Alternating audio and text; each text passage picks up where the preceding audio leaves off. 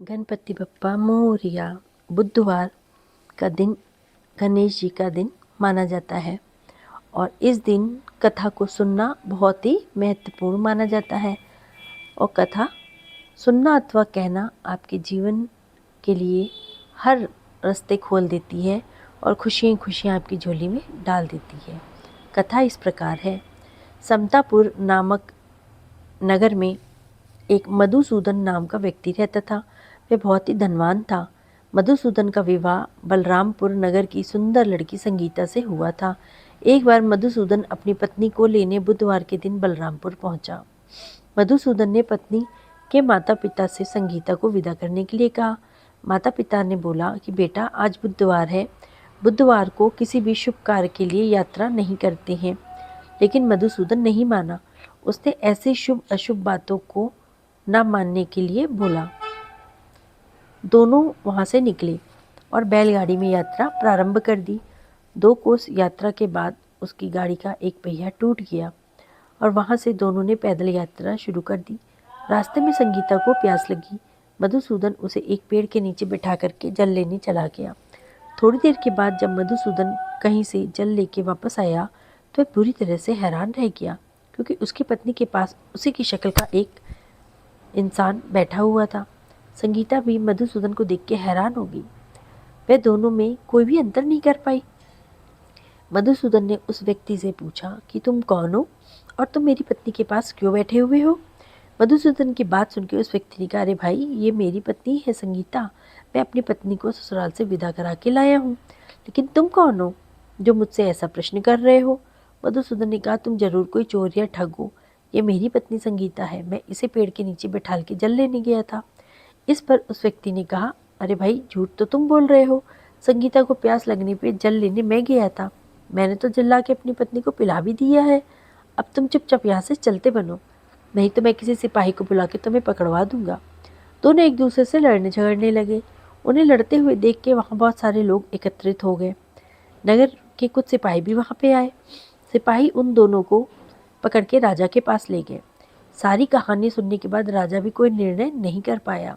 संगीता भी उन दोनों में से अपना वास्तविक पति कौन है नहीं पहचान पा रही थी। राजा ने दोनों को कारागार में डाल दिया और कहा, राजा के फैसले पे असली मधुसूदन भयभीत तो उठा।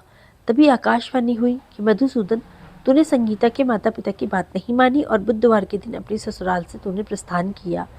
यह सब भगवान बुद्ध देव के प्रकोप से हो रहा है। मधुसूदन ने भगवान बुद्ध देव से प्रार्थना की कि हे भगवान बुद्ध देव, मुझे आप क्षमा कर दीजिए। मुझसे बहुत बड़ी गलती हो गई है। भविष्य में अब कभी भी बुधवार के दिन यात्रा नहीं करूँगा और सदैव बुधवार को आपका व्रत किया करूँगा। मधुसूदन के प्रार्थना करने पर भगवान बुद्ध देव ने उन्हें क्षमा कर दिया। तभी दूसरा व्यक्ति राजा के सामने से गायब हो गया। राजा और दूसरे लोग इस चमत्कार को देख के हैरान रह गए। भगवान बुद्ध देव की इस अनुकंपा से राजा ने मधुसूदन और उसकी पत्नी को मान सम्मान के साथ विदा कर दिया। कुछ दूर चलने पर रास्ते में ही उन्हें बैलगाड़ी भी मिल गई। बैलगाड़ी का टूटा हुआ पहिया भी जुड़ा हुआ था। दोनों उसमें बैठे और समतापुर की ओर चल पड़े। मधुसूदन और उसकी पत्नी संगीता दोनों बुधवार को व्रत करते हुए आनंद पूर्वक जीवन यापन करने लगे।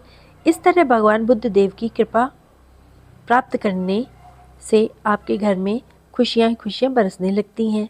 और जो स्त्री पुरुष विधिवत बुधवार का व्रत करता है, कथा को सुनता अथवा पढ़ता है, भगवान बुद्ध देव उसकी सारी मनोकामनाएं पूर्ण करते हैं और उसके सभी कष्टों को दूर करते हैं। धार्मिक मान्यताओं के अनुसार सप्ताह के सभी 7 दिन अलग अलग देवी देवताओं को समर्पित है। फिर उन्हीं के अनुसार पूजा और आराधना की जाती है। बुधवार का दिन सभी देवताओं और देवियों से पहले पूजे जाने वाले भगवान गणेश को समर्पित है। बुधवार के दिन उपवास रखने का विशेष महत्व होता है, क्योंकि बुधवार के देवता भगवान गणेश बुद्धि के देवता हैं। ऐसे में बुधवार के दिन व्रत रखने पर जीवन में सुख और समृद्धि आती है और समय मंगलमय रहता है। ऐसी मान्यता है कि जो भी व्यक्ति बुधवार के दिन व्रत करता है, कथा सुनता अथवा कहता है, पूरे दिन भगवान गणेश की साधना करता है, उस व्यक्ति के जीवन में कभी भी धन धान की कमी नहीं होती है। पौराणिक कथाओं में एक कथा और है। एक बुढ़िया की कथा है जो प्रतिदिन मिट्टी से गणेश जी को बनाती थी, लेकिन वे हर दिन गल जाते थे। एक दिन वह एक कारीगर से पत्थर के गणेश की प्रतिमा बनाने का अनुरोध करती है, जो मना कर देता है। जब बुढ़िया के शाप के कारण कारीगर की दीवार टेढ़ी हो जाती है, तो सेठ जी को अपनी गलती का एहसास होता है और वो बुढ़िया को सोने का गणेश जी बना के देते हैं और उसके शाप से दीवार फिर से सीधी हो जाती है। एक समय की बात है, एक बुढ़िया माई प्रतिदिन मिट्टी से गणेश जी की पूजा किया करती थी। उनकी प्रतिमा बनाती थी और उसकी पूजा करती थी, लेकिन वह हर दिन गल जाती थी। उसके सामने घर में एक सेठ का मकान था, वो वहाँ रहता था। बुढ़िया ने मिस्त्रियों से पत्थर के गणेश जी की प्रतिमा बनाने के लिए बोला। जब उसने बहुत अनुरोध करा तो वो लोग नहीं माने और उन्होंने ऐसा करने से मना कर दिया। तो बुढ़िया निराश हो गई और उसको बुढ़िया को माई को बहुत ही गुस्सा आ गया और उसने बोला कि राम करे कि तुम्हारी दीवार टेढ़ी हो जाए। मिस्त्रियों ने जितना भी प्रयास कर लिया, लेकिन दीवार टेढ़ी की टेढ़ी ही रही, वो सीधी नहीं बन रही थी। जब सेठ जी आए तो उन्होंने कारीगर से पूछा कि काम क्यों नहीं हो रहा है, तो कारीगरों ने बुढ़िया की बात बता दी। सेठ जी बुढ़िया के घर गए और उससे माफ़ी मांगी। उन्होंने बुढ़िया को सोने के गणेश जी बनवा के दिए और उनकी दीवार सीधी करने का अनुरोध किया। जैसे ही बुढ़िया ने गणेश जी से प्रार्थना की, वैसे ही दीवार सीधी हो गई और जिंदगी सीधे राह पे चलने लगी। इस कथा से ये पता चलता है कि गणेश जी की पूजा करने, व्रत रखने से, कथा को सुनने अथवा कहने से सारी मनोकामनाएं पूर्ण होती हैं। इस दिन दान भी देना जरूरी है। गणपति बप्पा मोरया। अब हम सुनेंगे आरती। जय गणेश जय गणेश जय गणेश देवा, माता जकी पार्वती पिता महादेवा।